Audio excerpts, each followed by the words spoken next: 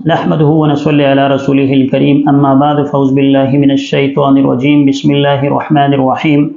وعن انس رضي الله تعالى عنه قال قال رسول الله صلى الله عليه وسلم اذا تزوج العبد فقد استكمل نصف الدين فليتق الله في النصف الباقي صدق الله العلي العظيم۔ حضرت انس رضی اللہ تعالیٰ عنہ سے روایت مروی ہے، رسول اللہ صلی اللہ علیہ وسلم کا ارشاد ہے، جس نے نکاح کر لیا اس نے اپنا آدھا دین مکمل کر لیا، اب اسے چاہیے کہ باقی آدھے دین کے بارے میں خدا سے ڈرے۔ اصل میں نکاح کے ذریعے سے انسان کا دین مکمل ہو جاتا ہے، اور نکاح کی وجہ سے اللہ تبارک و تعالیٰ کی رحمتوں کا نزول ہوتا ہے۔ نکاح رسول اللہ صلی اللہ علیہ وسلم کی سنت مطہرہ ہے۔ نکاح ایک ایسا عمل ہے جس کی وجہ سے انسان بہت ساری خطاؤں سے، بہت سارے گناہوں سے بچ جاتا ہے۔ ایک طرف انسان کی نظریں محفوظ ہو جاتی ہیں، دوسری طرف انسان کی شرمگاہ محفوظ ہو جاتی ہیں، اور اللہ تبارک و تعالی انسان کے اندر حیا پیدا فرما دیتے ہیں۔ پھر جہاں بھی انسان چلتا ہے یا گھومتا ہے تو اس کی نظریں محفوظ ہوتی ہیں، اور وہ گناہوں سے اپنے آپ کو حد الامکان بچانے کی کوشش کرتا ہے، کیونکہ ایک طرف اس کی جو خواہشات ضروریاں ہیں وہ ایک حد تک مکمل ہو جاتی ہیں، تو دوسری طرف اس کے دل کو اطمینان قلب نصیب ہوتا ہے، اور اس کی آنکھیں ٹھنڈی ہو جاتی ہیں، اس کی جو خواہشات ہے وہ پائے تکمیل تک پہنچ جاتی ہیں۔ تو رسول اللہ صلی اللہ علیہ وسلم نے نکاح کے بارے میں فرمایا کہ جس نے نکاح کر لیا اس نے گویا کہ اپنا آدھا ایمان مکمل کر لیا، اور باقی آدھا ایمان اس کو مکمل کرنے کی فکر کرے، اس کے بارے میں اللہ سے ڈرے۔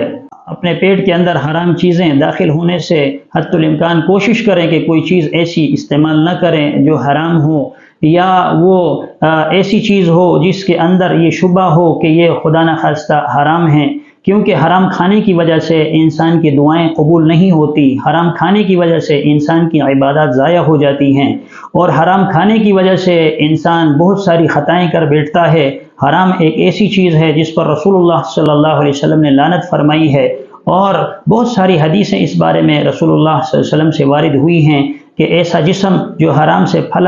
پھولا ہو، جو حرام سے جس نے تربیت پائی ہو، جس جسم نے، وہ حرام جسم جنت کی خوشبو سے بھی محروم رہے گا۔ اسی طرح رسول اللہ صلی اللہ علیہ وسلم نے فرمایا کہ ایک آدمی جو سفر کے اندر ہے اور بالکل غبار آلود ہو چکا ہے، کہ اس کے کپڑے بھی میلے کچیلے ہیں سفر کی وجہ سے، اور گندا سر ہے، بال بھی سارے جو ہیں وہ غبار آلود ہو چکے ہیں، مٹی جگہ جگہ پہ لگی ہوئی ہے، حالت انتہائی ابتر ہے اور انتہائی تکلیف اور اذیت کے اندر ہے، وہ اللہ تبارک و تعالی سے دعا کرتا ہے، یا اللہ یا اللہ۔ اللہ تبارک و تعالی اس کی طرف متوجہ نہیں ہوتے، کیونکہ اس کے پیٹ کے اندر حرام بھرا ہوا ہے، اس کا کھانا حرام کا ہے، اس کا لباس حرام کا ہے، اسی طرح اس کو جو سواری میسر کر دی گئی ہے وہ حرام کی ہے۔ جب حرام کی وجہ سے اللہ تبارک و تعالی اس کی دعائیں قبول نہیں فرماتا، لہٰذا دو چیزوں سے خصوصی طور پر اجتناب کیا جائے۔ ایک تو یہ ہے کہ شرمگاہ کی حفاظت کی جائے، اس کو اس طرح کی جائے کہ اس سے انسان کی شرمگاہ محفوظ ہو جائے، اور اس کا ایک ہی طریقہ بتائے کہ وہ نکاح ہے، اور اگر نکاح نہیں ہو سکتا پھر روزوں کی پابندی کرے، اور روزوں کے ذریعے سے اپنی خواہشات نفسانی کو پورا کرنے کی کوشش کرے، تاکہ اس کی نفسانی خواہشات وہ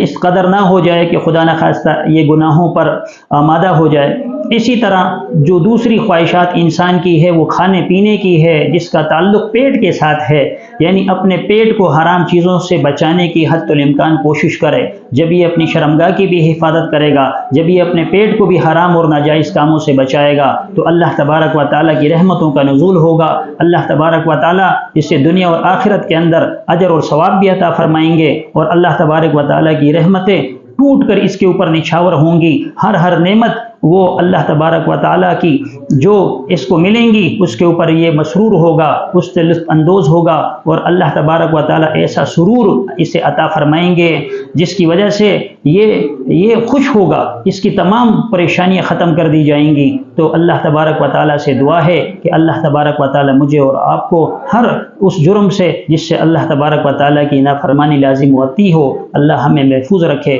وآخر دعوانا ان الحمد للہ رب العالمین۔